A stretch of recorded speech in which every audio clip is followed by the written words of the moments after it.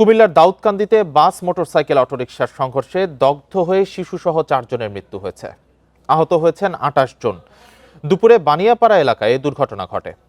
খবর পেয়ে fire service ঘটনাস্থলে পৌঁছে আগুন নিভিয়ে পরিস্থিতি নিয়ন্ত্রণে আনে। পরে সেখান থেকে 2 শিশু, 1 নারী ও 1 পুরুষের মরদেহ উদ্ধার করে। পুলিশ জানায়, মোটরসাইকেল এবং বাসের সংঘর্ষে মোটরসাইকেলের জ্বালানির বক্স থেকে আগুন লাগতে পারে বলে ধারণা করা হচ্ছে। এতে পুরো বাসে আগুন ধরে যায়। ঘটনাস্থলেই দগ্ধ হয়ে মারা যান 4 জন। আহত 28 জনের মধ্যে দগ্ধ 3 জন সহ গুরুতর আহত 10 জনকে উন্নত চিকিৎসার জন্য ঢাকায় আনা হয়েছে।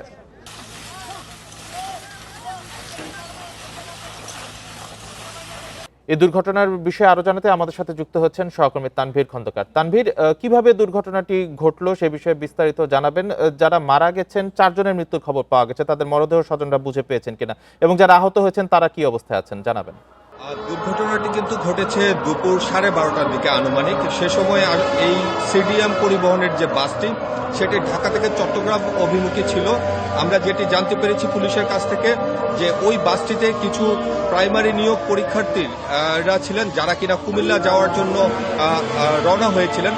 তারা বাসের যে চালককে বলছিলেন যে একটু দ্রুত গতিতে চালানোর জন্য, কারণ বাসটি বিভিন্ন জায়গায় স্টপেজ দিয়ে যাচ্ছিল। তাদের পরীক্ষার যে সময় সেটি ঘনিয়ে আসছিল। তো সে সময় বাসের ভেতরে থাকা যে সুপারভাইজার এবং চালকের সাথে যাত্রীদের কিন্তু তর্কাতর্কি হয়। সেই তর্কাতর্কির পর এই বাস চালক খুব দ্রুত গতিতে বাস চালানো শুরু করে দাউদকান্দির পর থেকে।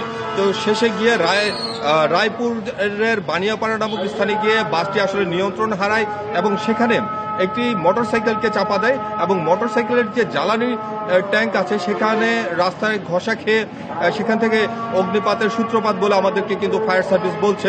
তবে এটি প্রাথমিকভাবে তারা বলছে তদন্ত করছে বলে জানিয়েছে এখানকার ফায়ার সার্ভিসের যে তদন্ত কর্মকর্তা এরশাদ হোসেন।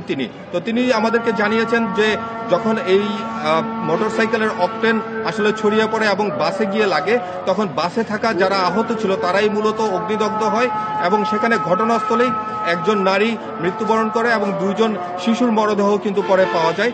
এছাড়া মোটরসাইকেলের যে আরোহী ছিলেন তিনিও কিন্তু ঘটনাস্থলে মৃত্যুবরণ করেন। তো আমি আছি এখন গৌরীপুর উপজেলা স্বাস্থ্য কমপ্লেক্সে। এইখানে মোট 28 জন আসলে চিকিৎসা নিয়েছে। এখান থেকে মোট 10 জনকে ঢাকায় উন্নত চিকিৎসার জন্য রেফার করা হয়েছে। এর মধ্যে কিন্তু 3 জন অগ্নিদগ্ধ ছিলেন। এখানে আমার সাথে কথা হয়েছে নিহত হুসাইন, যার বয়স মাত্র 18 মাস। তার বাবার সাথে, তিনিও কিন্তু ওই বাসে ছিলেন। তার বাবা সুমন যেটি বলছে যে বাসের যাত্রীদের সাথে তর্কাতর্কির পর বাস চালক আসলে নিয়ন্ত্রণহীনভাবে এই বাসটি চালনা করছিলেন এবং যে কারণে এই দুর্ঘটনাটি ঘটেছে। এবং তিনি কিন্তু অভিযোগ করেছেন যে এই দুর্ঘটনার জন্য মূলত দায়ী হচ্ছে বাসের চালক, যিনি কিনা আসলে সময় মতো আপনি তথ্য সংগ্রহ করতে থাকুন। কুমিল্লার দাউদকান্দি থেকে দুর্ঘটনার বিষয়ে জানাচ্ছিলেন আমাদের সহকর্মী তানভীর খন্দকার।